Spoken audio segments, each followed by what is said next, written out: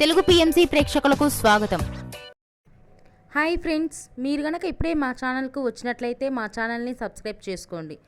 Subscribe చేయడంతో పాటు పక్కనే ఉన్న బెల్ ఐకాన్ని క్లిక్ చేయండి.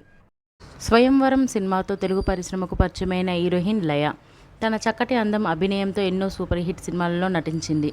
పెళ్లి తర్వాత పూర్తిగా నటనకు సెలవు ఇచ్చిన లయ తన ఇన్స్టాగ్రామ్లో ప్రేక్షకులతో అరలిస్తూనే ఉంది. తాజాగా లయ తన లేటెస్ట్ ఫొటోస్ని అభిమానులతో పంచుకుంది. ఆ ఫొటోస్ని మనం కూడా చూసేద్దాం.